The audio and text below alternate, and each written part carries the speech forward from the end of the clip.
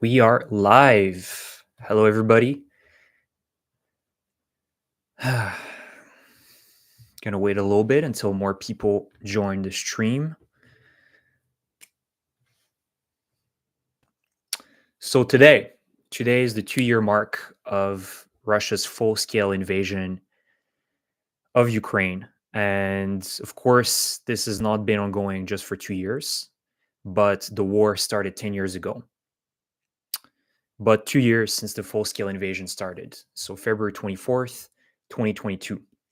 And before I begin, guys, let me know where you are tuning in from. Let's do this traditional question that I gave you in the beginning of the stream. I'm very eager to hear where you're watching me from. So this live stream is going to be dedicated about basically a little bit about the timeline of what happened back in February 2022. And just kind of going through that because I think a lot of us have forgotten how far Ukraine came from 2 years ago and how absolutely shocking and desperate the situation truly was in February of 2022.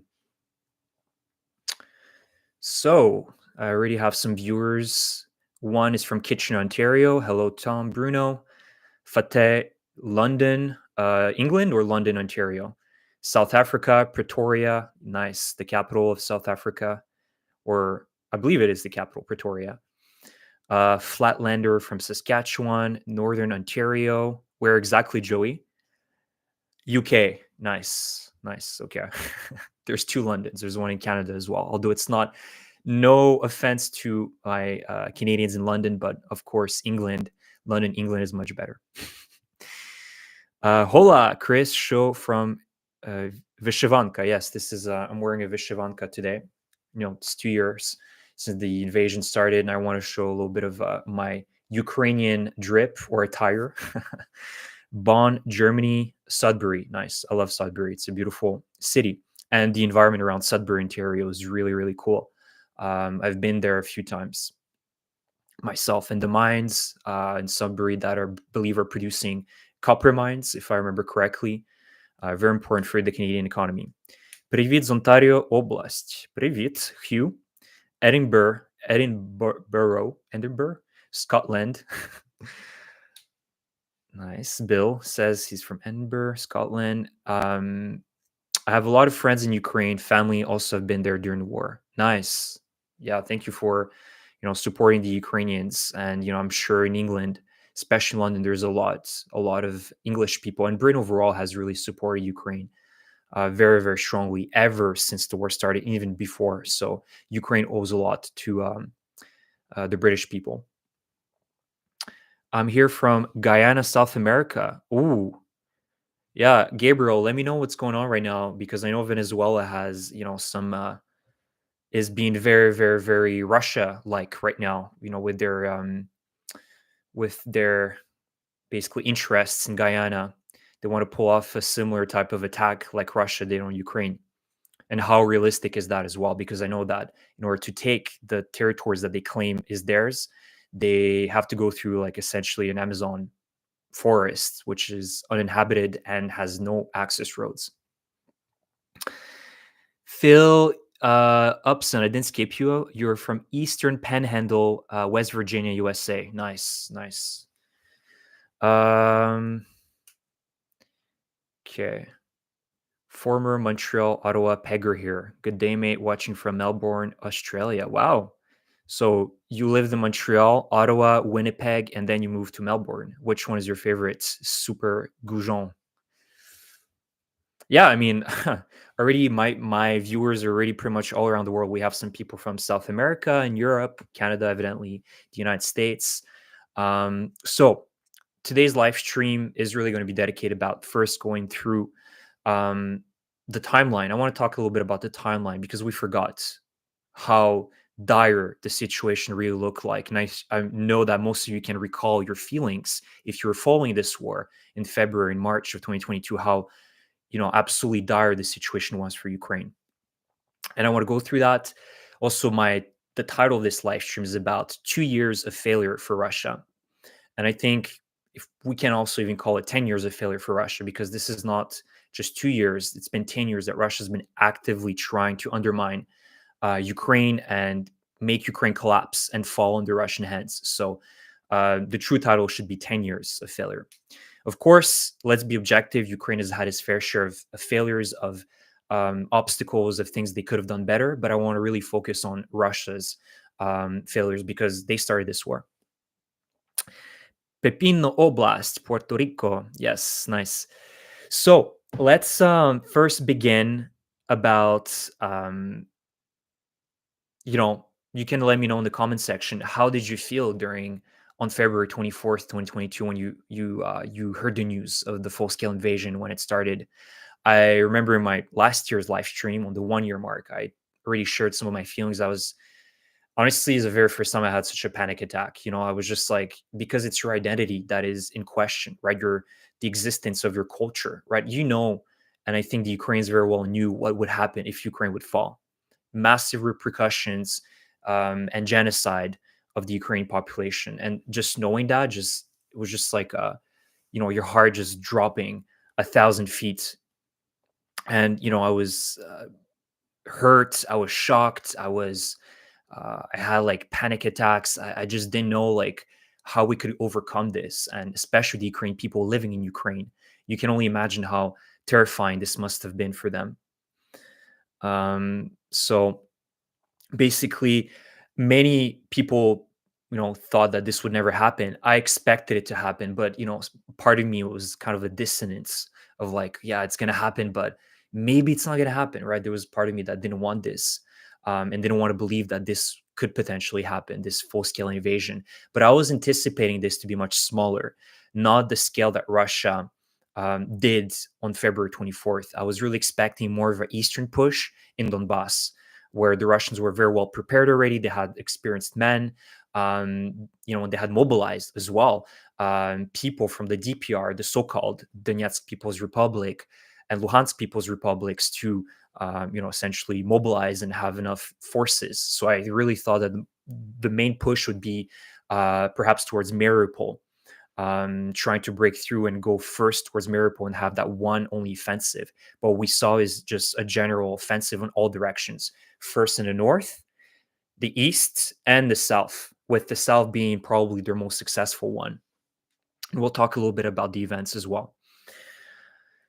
So Bob Man tells me that you felt sick. Yeah, that's another feeling that I've had, just sick the entire, first few days, just waking up, not being able to sleep at night either. Just wonder what's going to happen. Every single minute there was a new development. It was just crazy. Surfer Des, I remember I kept my distance from everyone because nobody around me knew what was going on. I didn't want to rip their heads off. Yeah, I actually agree with you. That's a very good point. After a few days, it's like you walk around and people are joyful and they're happy, and you're walking in the streets and you're just like, you don't realize what type of threat has just started, because this is not just impacting Ukraine, but it's impacting all of us. And I think after 2 years, we realized, but people were a lot of them were unfortunately ignorant of what was going on in Ukraine. And it kind of, you also kind of felt bad because you don't want to bring this to people that are not interested in hearing about negative news, right? Because we're all about positivity and de-escalation and, protecting from bad news. But I think it's important to be aware of what's going on around the world. So that's a good point. So let's start first about the timeline. So let's remember first that when Russia started this full-scale invasion on February 24th, they had mobilized and had about 250,000 soldiers. That is also including the LPR and DPR forces. So they essentially mobilized Ukrainians to fight against Ukrainians. Most of them were mobilized, brainwashed Ukrainians that supported the DPR, but of course, the Russians had an overwhelming advantage over every single aspect of warfare: manpower, air power, missiles and artillery, naval power. I mean, everything. The numbers didn't lie. Really, when we were talking about a few weeks before the invasion started about Russia's overwhelming advantage, it was true. And what I believe really helped Ukraine, the only thing that really was the driving factor as to why Ukraine was able to hold this massive invasion, was just, bravery, heroism, sacrifice, and courage because really the numbers were going all against Ukraine, the Ukrainian people. And it really felt like a miracle, right? We need to also remember that the Ukrainians were absolutely disorganized. It was chaos the first day or two of the war.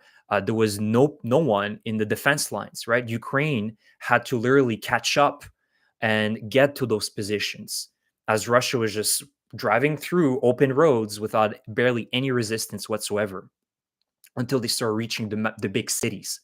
And that is, of course, another question mark as to why did that happen. And this is where you guys know my position about Zelensky a little bit, that I don't like to put him on the pedestal because he has a lot to answer for this. And let's not forget that he downplayed the threat, even a few days before, even if he knew that this would happen, right? So we need to also take that into account. Had the Ukrainian soldiers and the military been prepared, been told, we need to get ready, you need to get ready, get to the front line, get your weapons ready, the situation would have been a little bit different. So we need to take that into account. So a true miracle that 250,000 Russians that were pretty much unopposed for several hours were able to um, the Ukrainians were able to essentially defend effectively the first week, even though they were against all odds. So around early morning of February 24th, they started the invasion. They launched different offensives in different oblasts. One was in Zhytomyr, Kiev Oblast to the Chernobyl exclusion zone, Chernihiv, Sumy, so more northeast of Ukraine. Then you had, of course, Kharkiv, Donetsk and Luhansk, Zaporizhzhia, in Kherson as well, the main southern push. And this was a push from three different directions. So the north, the east, and the south via armored vehicles, via sleeper cells being activated by Russia. So a lot of agents and Russian FSB agents that were activated, cyber attacks, precise missile attacks on Ukrainian infrastructure. So that means bridges, military air bases. Let's not forget about Melitopol air base and many other airfields that were attacked by Russia that day. And then also paratroopers going to the capital of Kiev. So this was a full-on combined arms operation that really made the Ukrainians. It was chaotic, right? Like Ukrainians had absolutely no resources to counter this. And then Putin came out with a speech around 5 a.m. the same day, and this is basically the motives that he presented to the Russians as to why he's starting this special military operation, the SMO. So he said that he wanted to protect the so-called DPR, LPR people and denazify Ukraine and its government from the Kiev regime, take away Ukraine's ability to have nukes, even though Ukraine gave up its nukes in the 90s for protection and security guarantees that were never met, unfortunately. And he was trying to avoid Ukraine setting up NATO bases close to the border with Russia and threatening Russia. And as a result of that, he said that Ukraine didn't leave the choice for Putin, but to invade Ukraine. And he started this SMO, this full-scale invasion of Ukraine. Now, before I continue, let me read some of your comments. I'm not too worried about Trump. He probably wants to be the one that looks good, helping Ukraine like a real politician. Yeah, maybe. 2 years on, they still have that advantage. Yeah, Sour Vodka, I agree with you. And I'll talk a little bit later in regards to this. I was not shocked about the attack after hearing about the buildup, disappointed, frustrated over the lack of preparedness, especially after 2014, for sure. And I'll get to that as well. But yeah, there's a lot of questions also to be answered. Why is between 2014 and 2022? I think some things were done because I was following how Ukraine was developing its weapons, and it did change. The Ukraine military did change a lot since 2014 up to February of 2022. But it wasn't the changes and the sort of development necessary to it wasn't the changes that were necessary to allow Ukraine to defend itself against Russia. And so you ask yourself questions as to why these 8 years it felt like Ukraine wasn't doing much, fortifying the lines, anticipating another Russian invasion. I think part of it is because Ukraine was forced a little bit to follow doctrine of what we see in the free world right now is this: let's appease, let's de-escalate. If Ukraine starts developing its weapons, or its defense industry, then that's going to be provocation for Russia, right? These narratives did exist in Ukraine, and the West, seeing that, they would be like, hey, calm down, Ukraine, don't do this, right? You're going to anger the bear. And I think that is also one of the reasons. Let me know what you guys think about that. But I think this is certainly, as we've seen in the last 2 years, this is exactly the same narratives still continue on happening in the West. Let's de-escalate, or by providing the weapons or allowing Ukraine to target Russia. This is too escalatory for us. We can't do this, right? We still hear that even after 2 years and seeing what the Russians are doing. Huge thank you for $20. This is going directly to the Ukrainian drones. Which crashed faster, the Luna 25 or the Russian ruble? Yeah, that was a funny moment, especially the first few days of the invasion. The Russian ruble would just plunge into the toilet. But Ellen Thierslin, thanks from Montreal. Thank you for tuning in. Never trust politicians. I mean, yeah, politics are just, we need to trust the military, right? The military doesn't do any BS. They say how it is, really. So I trust the Ukraine military, but I am very wary of the politicians because there's also an agenda behind that, always, unfortunately. But to give credit to Zelensky, he's doing an excellent job right now with the informational space, and also doing tours all around the world to muster support, continuously going towards different locations, different summits to really garner this support that Ukraine needs. So there is some credit to be given to Zelensky and the Ukraine politicians. So I was talking about, Putin coming out with his not interview, but his speech on February 24th, 2 years ago, and basically giving us BS reasons as to why he started this invasion. But the Ukrainians quickly, as a result of that, didn't have the choice but to announce the War Measures Act and essentially start fighting in all the different sectors, mobilizing and creating territorial brigades and battalions to start defending, cities like Kiev, Kharkiv, Mariupol, and different large settlements in Ukraine. And one thing that really surprised the Russians actually is, it's kind of a surprise, but also I understand the rationale behind Russia, because based on all the things I told you, like all the odds were against Ukraine. They didn't have a single advantage over the Russians, and also on top of that, Russia had the element of surprise. The Ukrainians were completely unprepared on February 24th. And one thing that surprised the Russians is that they were expecting, as Putin told them, or generals told them, that they would be welcomed with Russian flags, with Ukrainian people bringing them bread and salt, and food, and cheering and greeting them. None of that happened. And we saw the lady, I believe, where was it? In Kherson, who was talking to a Russian soldier, and then came out the sunflower seeds meme, and just the bunch of all this interactions that we've seen between the Ukrainian population, the civilians, and the Russian military in various cities all across Ukraine, and how the Russians were shocked that first wave of mobilized Russian soldiers, how they were greeted by the Ukrainians, not with joy and cheerful crowds, but people that were telling them to go back to Russia. Nobody wanted Russia. Nobody asked for them to invade Ukraine. So that is one thing that really surprised them. And as Ukraine obviously organized territorial defense and volunteer battalions to defend the most important cities.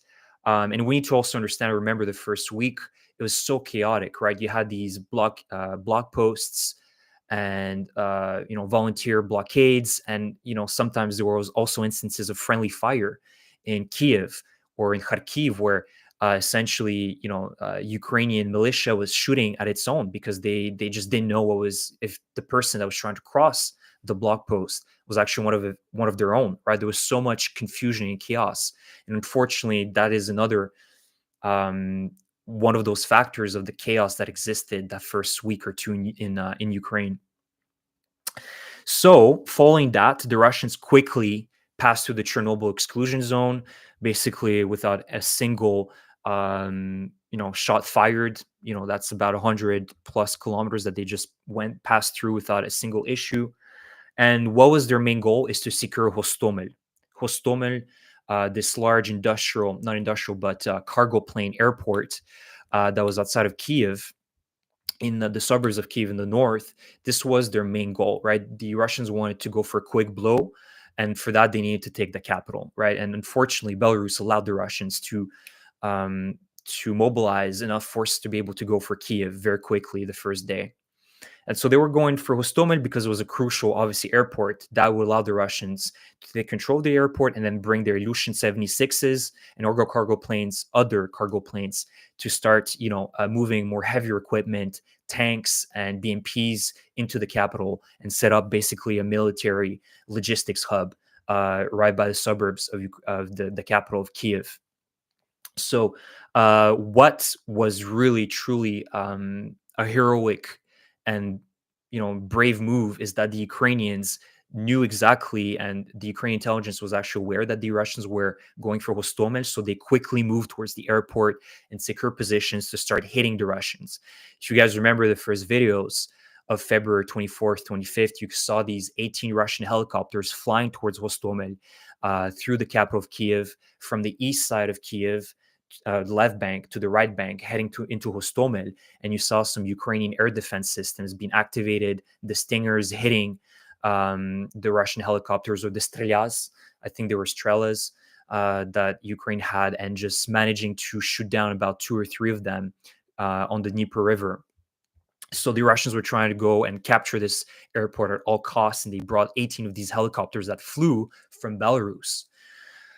And, although the Russians were able to gain position in Hostomel, the very fact that the Ukrainians were already present and not too far away from the airport and still already fighting against the Russian Spetsnaz and VDV forces there, this forced the Russians to not be able to land the Ilyushin 76s. They absolutely needed those on the ground. And so this was really one very crucial moment in Ukrainian history. If the Russians would have managed to capture Hostomel, push the Ukrainians much further away, this would have been, I think, very, very bad. And Kiev might have fallen very quickly if the Russians would be able to really start flying these planes nonstop for hours. So that was a really, really important moment in the first few days of the battles for Hostomel and Ukraine. Let me read some of your comments. I'm worried about mobilization on meeting goals. Russia's behavior political been similar to that of a DV abuser. I'm not sure what DV abuser means, but yeah, sure, certainly Russia is an abuser country. And we'll talk a little bit about that later. So Hostomel battle, the battle that occurred there, was really historic and defining for Ukraine. And unfortunately, we also saw the images of the Mriya cargo plane, the largest cargo plane ever built. And, that is a Ukrainian cargo plane being destroyed as a result of the battles for Hostomel airport. Mriya in Ukrainian, if some of you may not know, means dream. And unfortunately, that was kind of a symbol of, the Russians trying to crush Ukraine's dream. So unfortunately that happened, and I know that there's a lot of airplane enthusiasts that still lament the loss of the Mriya plane, because it was a truly magnificent, beautiful plane. I mean, I'm a plane enthusiast, so it just hurts me when I see kind of like the body of the Mriya just burnt out and basically non-existent anymore. Now, this is for the north of Ukraine. So right now I'm just going through a little bit of the timeline so we can remember what happened the first day of the invasion. Kharkiv. Kharkiv was another very important city for Russia to capture. This is in the east, and the Kharkiv operation, I think, was by far one of the most disastrous one for the Russians the first day or two, because they were met with very fierce Ukrainian resistance. And Kharkiv was literally by the border with Russia. It's about 50 or 60 kilometers away from Belgorod Oblast. And, again, Russia had all the advantages and the Ukrainians had all the odds against them. For the Russians, it would have been a big win if they would have managed to capture Kharkiv. And they pushed for the second largest city of Ukraine, so that is Kharkiv in the east. and the 92nd, 93rd brigades, the Ukrainian brigades, were able to meet them outside of the city limits.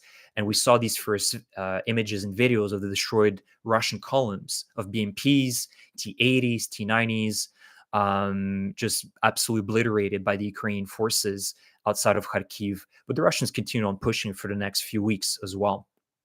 And their goal then was to start encircling Kharkiv and cut off basically the routes that would allow the Ukrainians to resupply their forces in Kharkiv.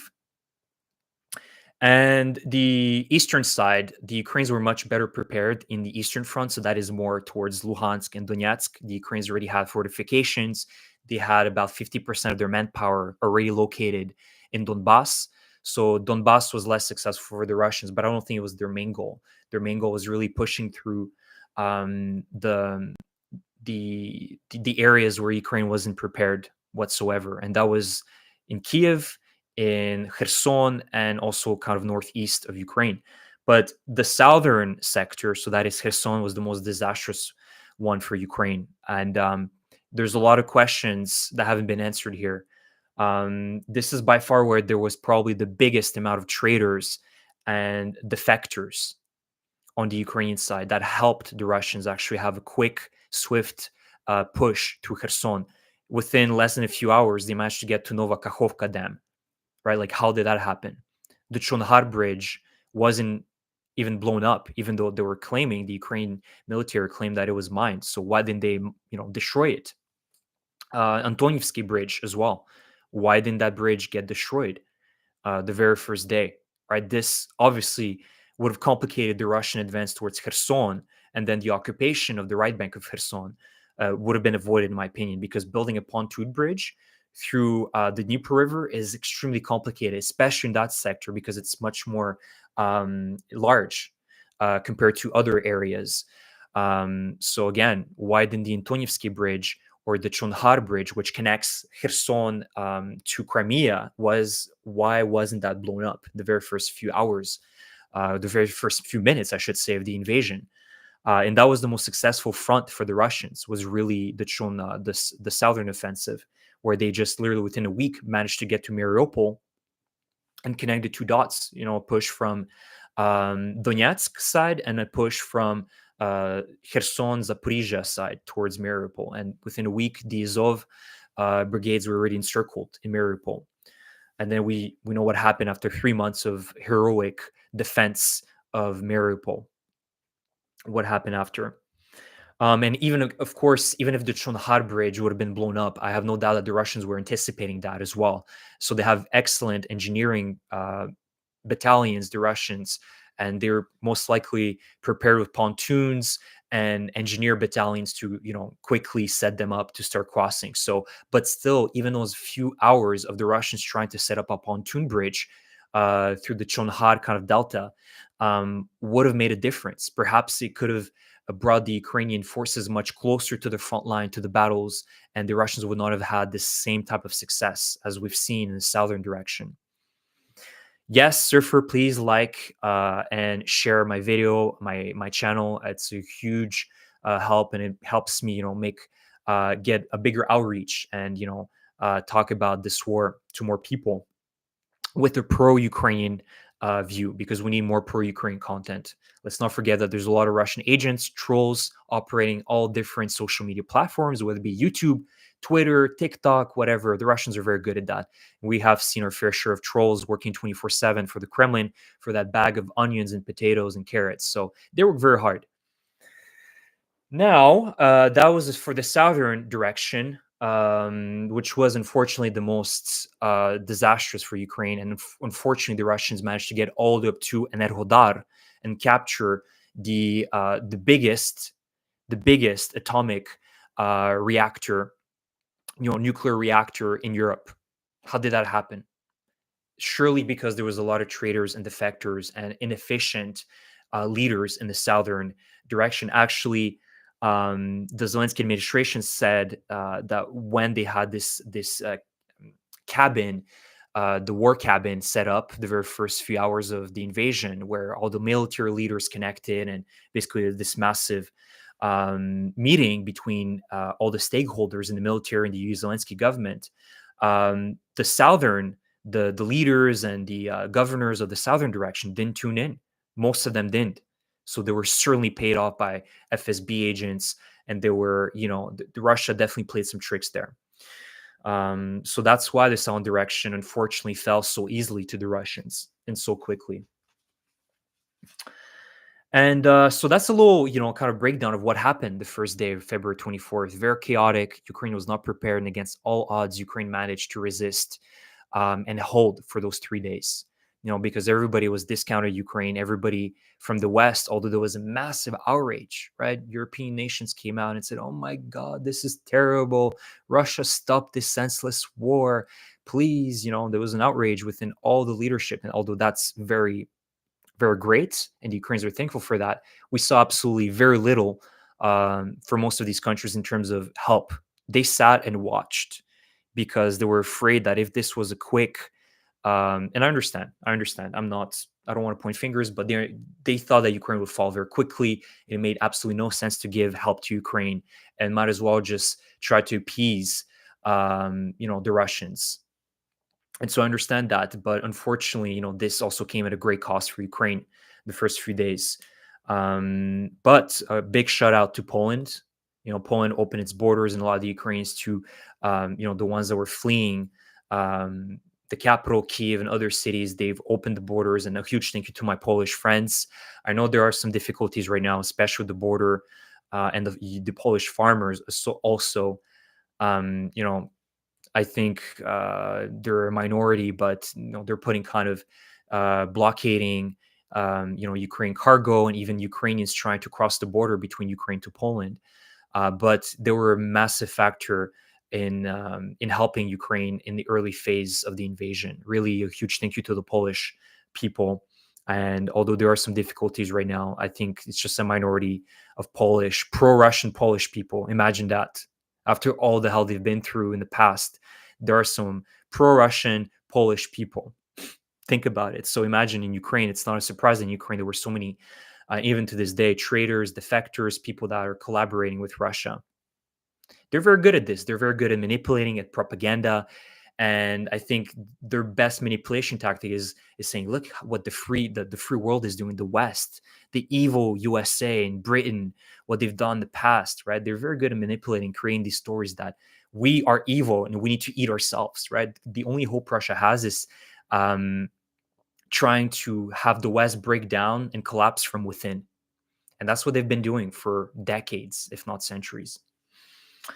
So there was a lot of outrage, shock in the first few days from the West, but there wasn't much help. So, as I said, a huge shout out to not only Poland, but also the United States and Britain, because remember that even before the invasion started, the United States provided, NLAWs and javelins, and also Britain committed to providing javelins and NLAWs, and I believe also Stinger missiles, which were very essential at hitting, Russian jets and helicopters. So really a special shout out to them. The Baltics as well helped Ukraine, and they were very well aware of the threat that they were next. So they didn't waste any time in providing assistance to Ukraine as well. The Baltic countries, which includes Estonia, Lithuania, and Latvia. Now, let's talk a little bit after 2 years of this full-scale invasion, but 10 years of this war in Ukraine that has been started by Russia, about the failures of Russia. And, in these last 2 years, we've seen, first of all, NATO. This is, Putin's biggest narrative that he's been utilizing since he has been in power in Russia, is that NATO is expanding. NATO is trying to undermine Russia. And he hoped that by invading Ukraine, he would weaken NATO, right? That NATO would just scramble and collapse by the might of the Russian military. What happened since those 2 years? Finland and Sweden have been admitted to the NATO alliance, essentially extending the NATO borders with Russia by like 1,000 kilometers plus, if not more, like 1,300 kilometers. So that is one failure, and it surely can give the award for Putin for NATO recruiter of the year for 2022 and 2023. So certainly that is a huge loss and failure for Russia to try to undermine NATO, but also the fact that many countries have realized not only in regards to the Russian threat, but also China, Iran, North Korea, a lot of countries that are bordering these other very aggressive nations and countries started investing far more into their military spending. And NATO itself also has recommitted to most of the countries, even in Canada, to allocate 2% of their GDP towards defense spending, which is extremely important. I think that most of you have realized the fact that in Europe, more and more countries, like in Germany, especially Germany, is a huge, huge story. But France, uh, Britain, Sweden, Finland, the Baltics, everybody is reigniting these factories, reigniting these industries that have been shut down for years because everybody thought, well, we don't really need them, and understand the threat that Russia poses, but also all of its partners pose to the world. So that is another massive failure for Putin. He reignited the militaries of many, many nations. Now, Ukraine, I think this is self explanatory. We know that the goal for Putin was not just Donbass and protect the LPR, DPR people, it was to take control over Ukraine entirely, right? By removing Zelensky, putting his regime and ruling and creating essentially second Belarus, because Belarus is essentially another oblast of Russia, unfortunately. Belarus, only exists because of Lukashenko. But if Lukashenko dies, I mean, unless Putin puts another puppet, it's entirely controlled. I shouldn't say entirely, but all the decisions, major decisions, are made in the Kremlin for Belarus, not by Lukashenko. Lukashenko is just spewing, Russian lines all the time, and Ukraine would have become another Belarus, a bigger Belarus for Russia. But the failure in Ukraine is that, well, after 2 years, what are the freshest numbers for today? 410,000 Russian casualties, and we can multiply those casualties by 3 for the wounded. So over 1 million Russian wounded, 400,010 dead, 6,534 tanks destroyed, almost 10,000 artillery systems, 340 aircraft destroyed. And yesterday, fantastic day yesterday. Uh, the A-50, and again, there's now reports of an Su-34 that was shut down yesterday in Kherson as well. And alongside, now it's unconfirmed because I was talking about the A-50 being shut down yesterday, and they might have been a second airplane, which most likely was the Ilyushin 22, and they might have been the Ilyushin 22 that was shut down as well, alongside with the A-50 in Krasnodar. So a bad day for the Russians yesterday, for sure. So they've lost about 340 aircraft, 25 ships. The Black Sea Fleet is pretty much reduced by 20% at this point, and over 12,000 armored vehicles that Russia has lost since February 24th, 2022. So that is a huge, huge failure for Russia, right? And I need to highlight the point that, yes, the Russians are advancing right now in Avdiivka, in the area of Robotine, but at what price, right? Because you always need to ask yourself this question: at what price? I've already mentioned 2 videos ago that the Russians have lost 47,000 men in Avdiivka alone, and close to 700 armored vehicles to take a city of less than 29,000 people. 29,000 people. So it took them almost twice the population, twice the manpower to take a city that is so small when we think about all the different cities that exist, even in Canada or the United States. I've compared to like taking Greenville, Texas, with a casualty casualties of 50,000 men. Imagine. That's what it took the Russians to capture Avdiivka, even all the difficulties that the Ukrainians were facing. So certainly taking Ukraine has been a massive failure for Putin, and we can all allow the Russians to force a frozen conflict, a pause that the Russians desperately want right now. They wanted to rebuild their military and start it again. They're going to start again, like they did in the past.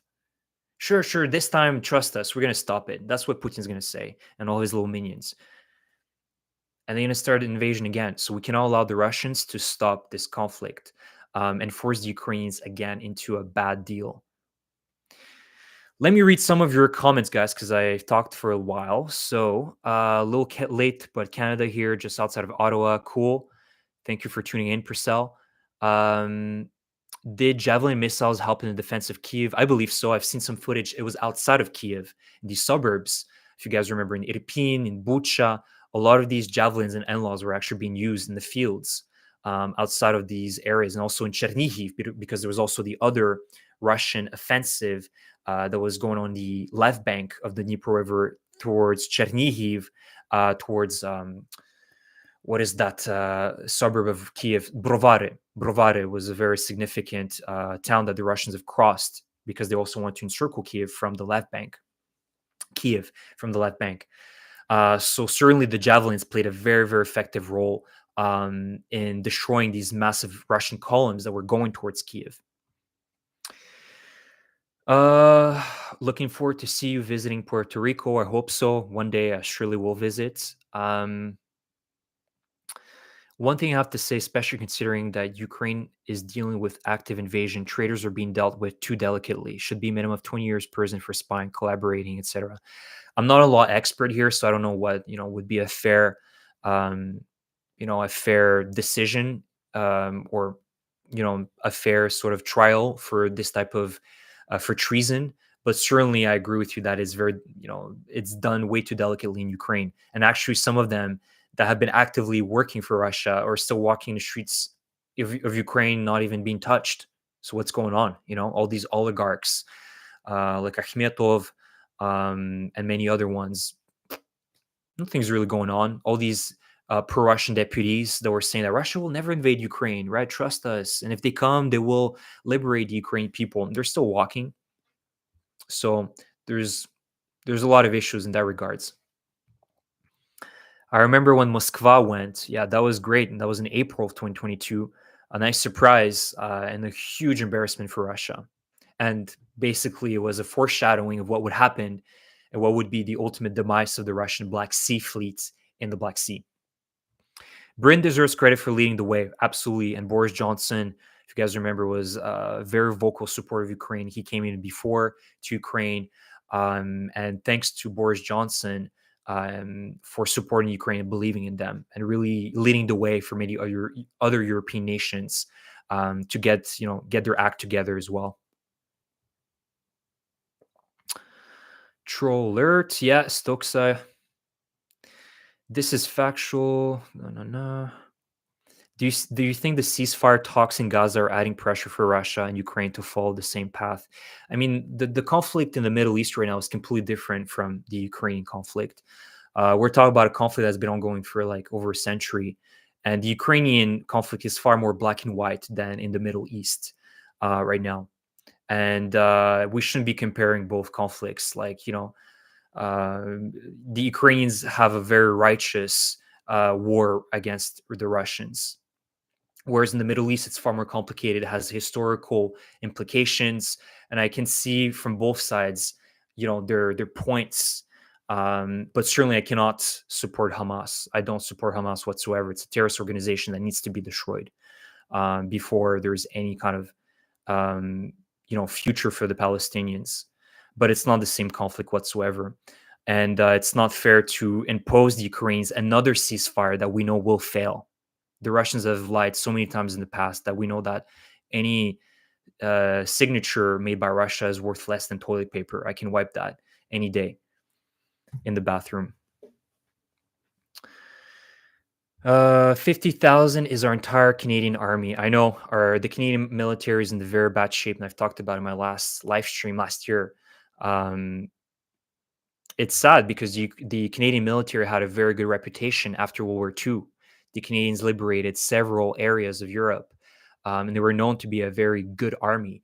And even now, the Canadian military is, the men and women right now, have no offense to them, but it's just the procurement system, the lack of funding, right? And Canada counting on the United States for its defense. I mean, you don't want to ever depend on other countries for your defense. That is a horrible path to take. With all respect to my American viewers, Canada needs to get its act together and really start reinvesting far more into its military, getting a few F-35s, a few planes here and there, one new ship, and new boots and new helmets isn't going to help. Really, there needs to be a massive investment into the Canadian military. Unfortunately, the current government of Trudeau isn't doing that, and I don't know if the future ones will be doing that. And that's a huge shame. So I've steered away a little bit from the main topic. So of course, Ukraine and the ambitions of Putin in Ukraine have been a massive, massive failure for our favorite little Hitler bunker in Russia. And also, Russia itself became a failure itself. And a failure in the sense that everybody kind of respected Russia as a superpower before 2022. And it's lost that status. Everybody's making fun of Russia. But not only fun, but everybody lost respect towards the Russian population. And that is one of the biggest things as well that occurred to me. Um, I had hopes that in the first few months of the invasion in 2022, the Russians would wake up. The Russians surely would stop Putin. Surely something would have happened in Russia that the people would stop this, right? There, after all, they're saying that we're brothers and sisters, Ukrainians and Russians. We would never backstab you, and yet you did. But 2 years, 2 years, and what is going on in Russia? Absolutely nothing. Even with Navalny dead, what did we see from the Russians except posing a few flowers, and that's it? And obediently walking in line with Putin's forces with batons, getting ready to put them in buses to prison. That's all we saw. Everybody that thought that somehow that was courageous, I understand. Perhaps it was courageous, but that's not what's going to help Russia become democratic. It's not people obediently walking in line with flowers, afraid, and thinking that this move is going to change something.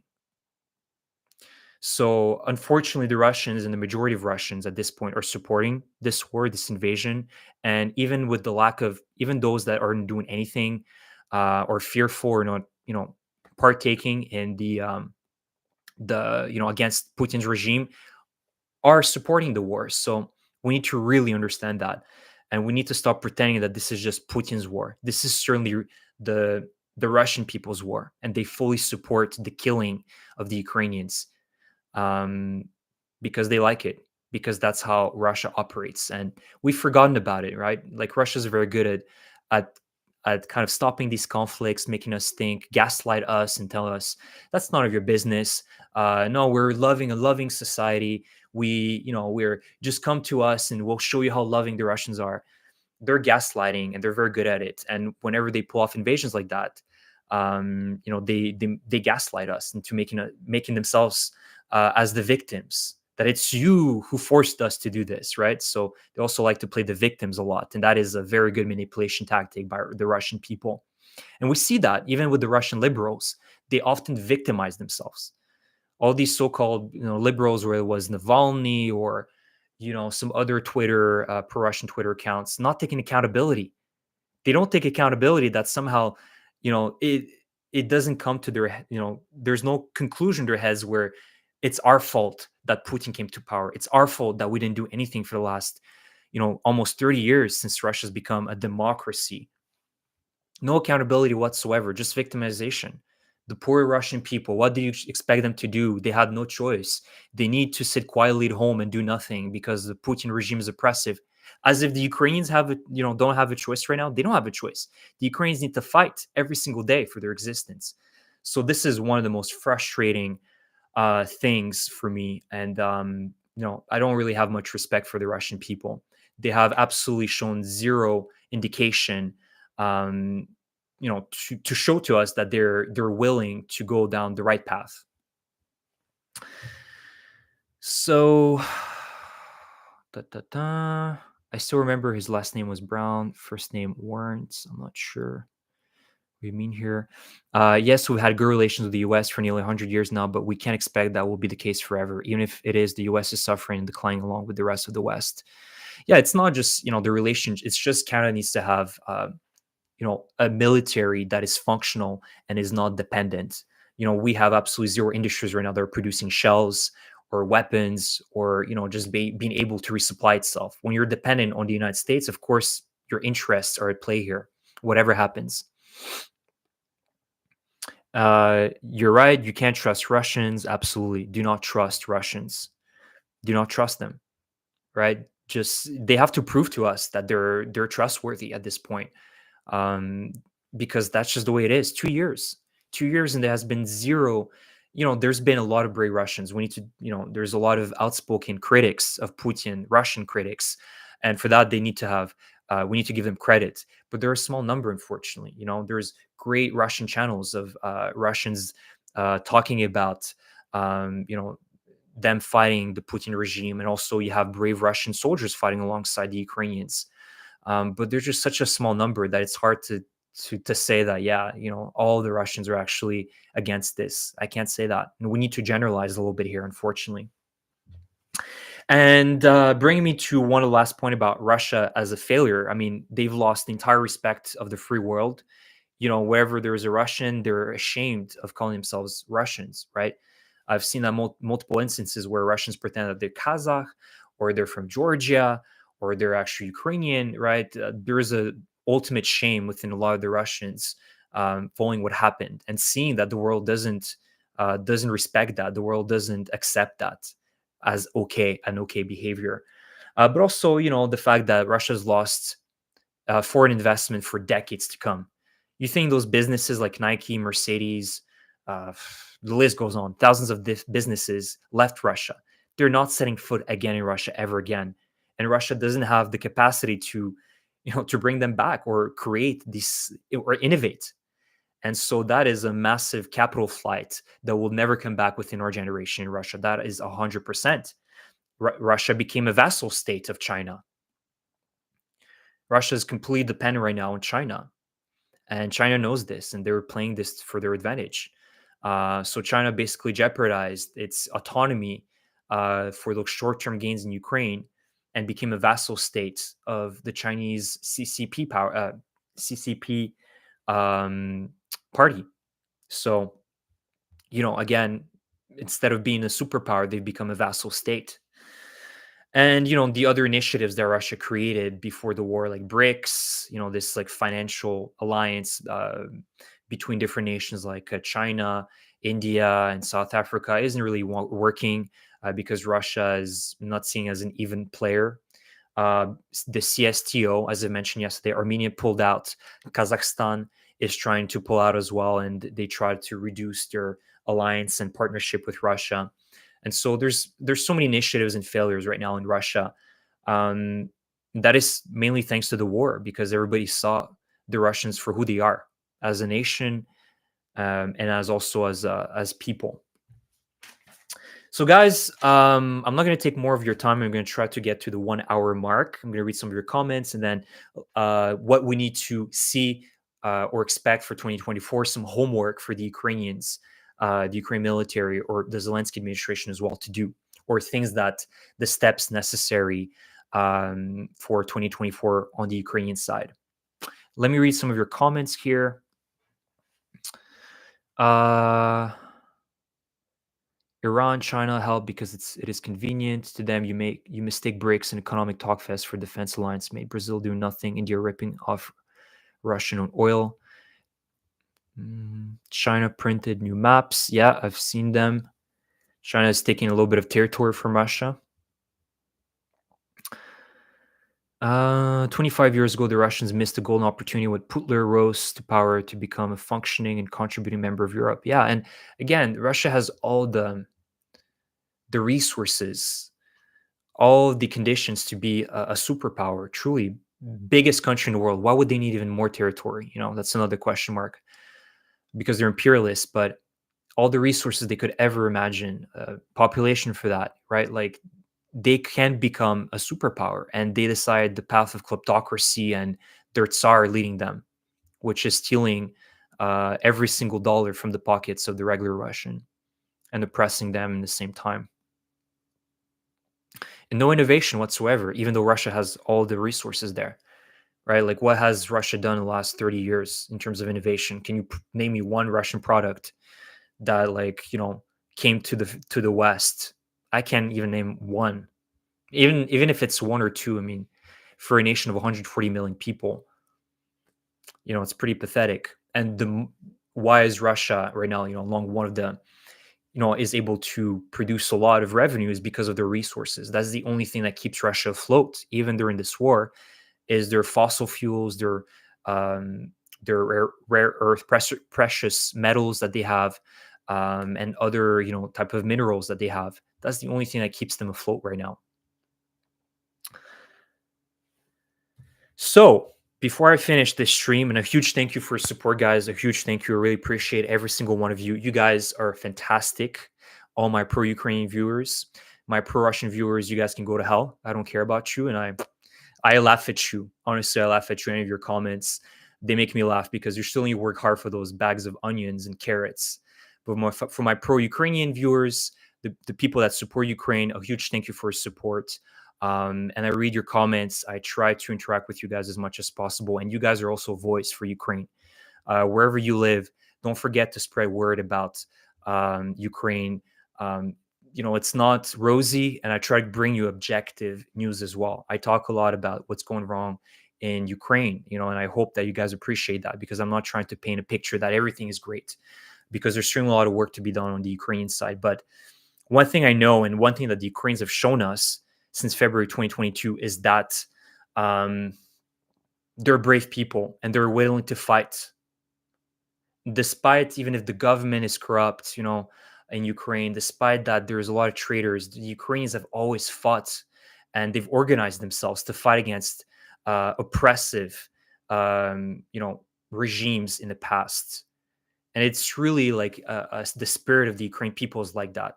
And you guys have witnessed that for the last 2 years. The sacrifices that the Ukrainians are undergoing every single day. Imagine, waking up in the morning and knowing that there could be a Russian missile that could hit your apartment, or that your kids that you're bringing to school might get, missile might fall over their heads. The torturing, the raping, the stealing, the looting, everything that the Russians have done to the Ukrainians. By now, I believe that other countries would have given up, and the Ukrainians still continue on fighting. And all my pro-Russian trolls, you can go to hell for that, because you're supporting true evil, and you will answer for that 100%. So, huge thank you, Hugh, again, for the heroes. 100%. There's so much bravery that we have witnessed from the most. You guys remember Zminy Island, the first day, where the Ukrainian soldiers told the Moskva to go to hell. That's me saying it nicely. And all the stories that we've seen and heard about of just brave Ukrainian people that sacrificed their lives, or the Ukrainian soldier that blew up a bridge somewhere in Kherson region to stop a Russian convoy, right? The sacrifice that we have witnessed. Sometimes I question myself, would other people do it? And yet the Ukrainians are doing it on a daily basis. And we shouldn't forget that. Really, we shouldn't forget that. And I think about the Ukrainian people every single day. I do as much as I can to support them. And I hope that you guys are doing the same. The guts shown by Ukraine is amazing. Absolutely. I mean, also in the sense that it's a modern warfare. The Russians have cruise missiles. They have, such destructive weapons, and Ukrainians are going head first against those, the Russians, fully knowing what can happen. And all the Ukrainian prisoners of war getting executed. You guys have seen the images from Avdiivka, or videos of, Ukrainian drone filming the execution of a few Ukrainian prisoners of war who were told that they would be, treated fairly. Again, another example of what the Russians are all about. So you think that forcing Ukraine to sign a deal with Russia would be good for the Ukrainians? That is exactly representation of what the Russians, what they're going to do. So before I finish, let's talk a little bit about what Ukraine needs to do for this year. And number one is that Ukraine needs to do a full-scale mobilization, but a smart one. This is not just some smart, dumb mobilization like what we've seen in September of 2022 in Russia, where just everybody left and right were conscripted. It needs to be a very smart one by the Zelensky government that is going to utilize the people's best strengths. Right? If you're good with flying drones, you go and you fly in the drone unit. If you're good with driving trucks, you go drive the trucks and supply the Ukrainian troops with fuel and ammunition.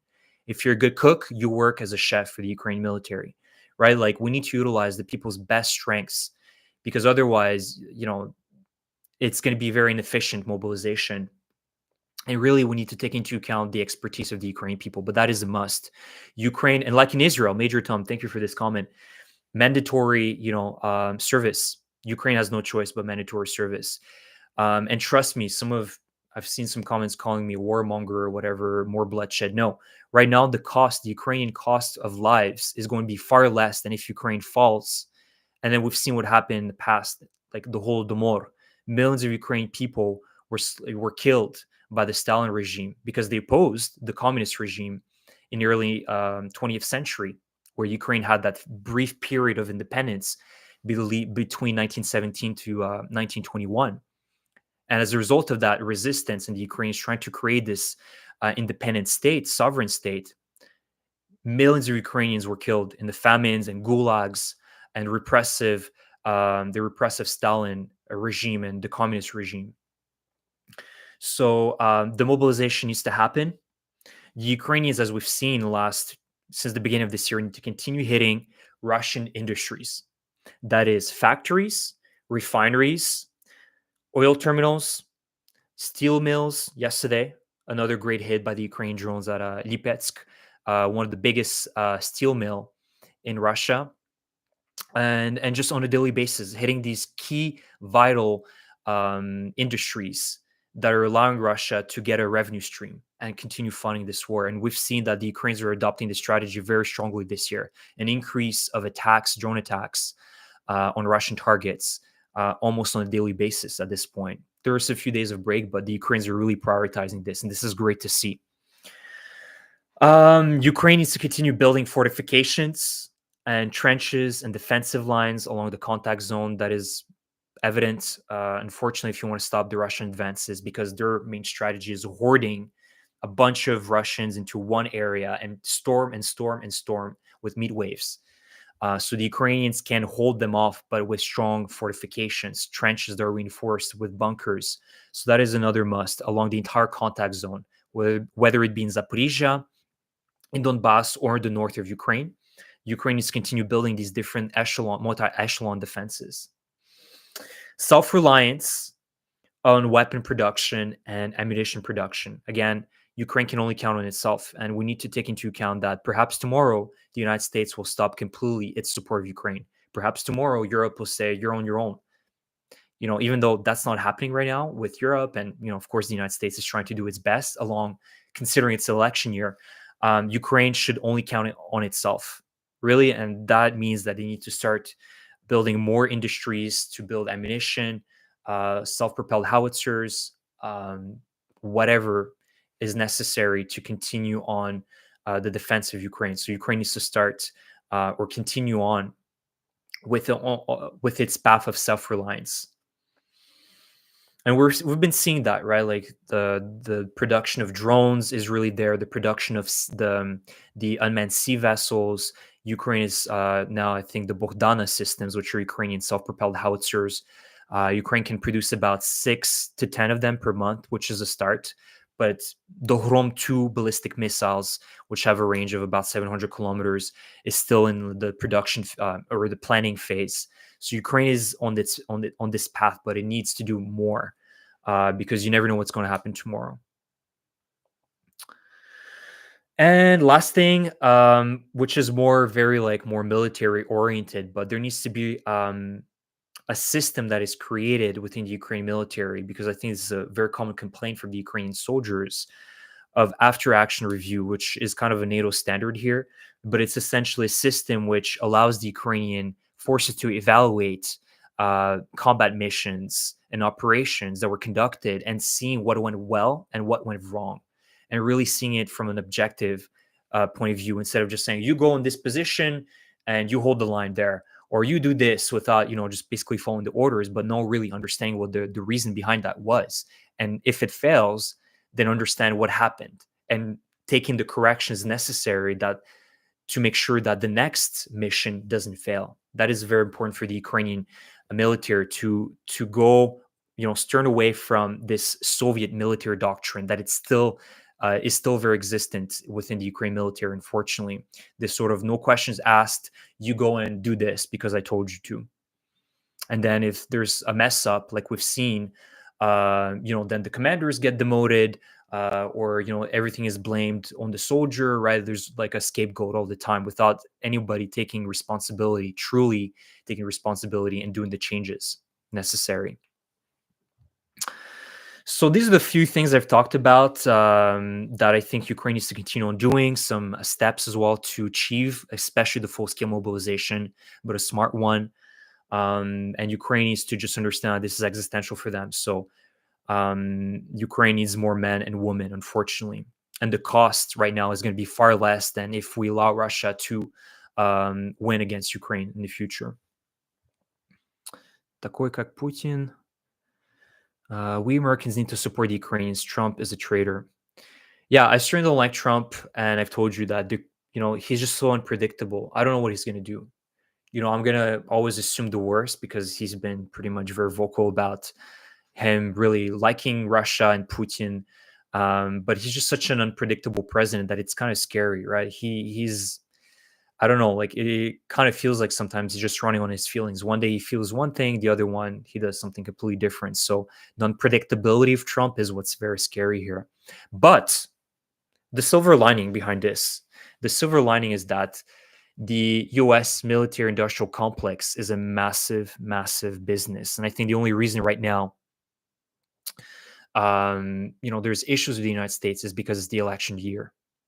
And Putin knows this. The election year is a time where they're just eating each other away, the Republicans and the Democrats, right? Just fingers pointed, trying to just do as much damage as possible. But we've seen that most of the damage right now is coming from the Republicans. They don't care about Ukraine. They just want to make Biden look bad. But I certainly believe that, let's say, worst case scenario, in my opinion, Trump gets elected. The lobby, the military industry lobby in the United States is extremely, extremely powerful. Don't discount that. They're definitely going to convince the Republicans to help and continue to support Ukraine. I have no doubt about it.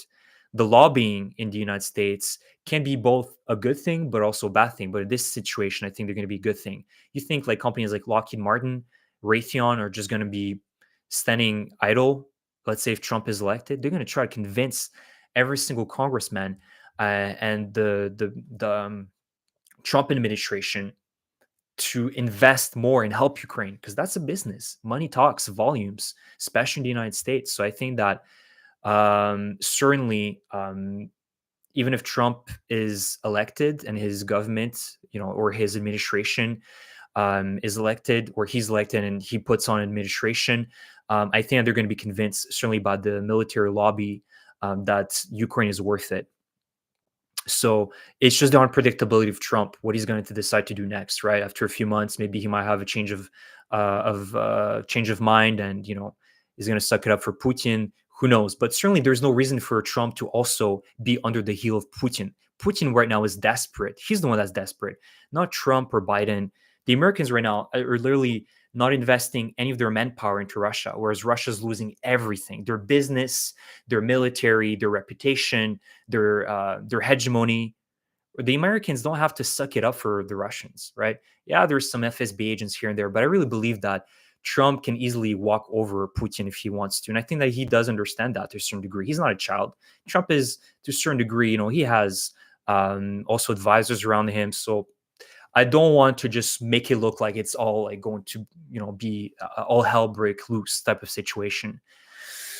But certainly business speaks volumes. And the military business in the United States is huge. And they're definitely going to try to convince Trump, if he's elected, that, it's worth it. Let's continue investing to Ukraine because they're the best banger for the buck for us, So that's the live stream for today, guys. I think that pretty much I ran through all the points I wanted to talk about today. Yesterday was a great day for Ukraine. Disastrous day for the Russian Air Force. They've lost so many assets, air assets, especially the A-50, like almost $500 million worth of losses yesterday for the Russians. But we need to continue on supporting Ukraine, all of us, whether it be donating to the Drone Foundation donation funds or humanitarian aid for the Ukrainians, or speaking to our congressmen, congresswomen, or to our representatives to constantly tell them that we need to support Ukraine. We need to support Ukraine because the Ukrainians can get the job done. They just need the resources. And where are the resources? Me and all of you guys. And to my pro-Russian trolls, go to hell, as always. So that's the live stream for today. I hope you guys enjoyed it. Before I finish, let me read some of your comments. Let me read some of that. To you. NATO population is 950 million people. Yeah, we shouldn't be afraid and scared. We're a massive alliance, and we believe in freedom. We believe in common values, and we need to realize how powerful we are. Canada, the United States, Europe, Australia. Huge thank you to my Australian friends, New Zealand, and many other countries. Japan, South Korea, Argentina, Puerto Rico. Which is obviously part of the United States, territory of the United States. But, you guys, we're a force. Together, we can beat Russia. We can beat also the evil that exists on this Cambodia. There you go, Cambodia. We got another one. So we are a force, a mighty one, and we shouldn't, have this complexity of, we shouldn't escalate the situation. We need to be proud of all the things that we have achieved. And it's a privilege for us to live in freedom, being able to talk freely, right? It's not perfect. The free world, it ain't perfect, that's for sure. But it certainly is better than China, Russia, Iran, or North Korea. Wouldn't you say? So huge thank you for your support, guys. Please subscribe to my channel. I will make further updates. Unfortunately, we know that this war is going to be ongoing for many more years. It's evident, but Ukraine will continue on fighting, and our brave men and women in Ukraine are going to get the job done. But we just need to continue helping them and giving them the resources. Thank you so much, and I will see you guys in a few days. Slava Ukraini!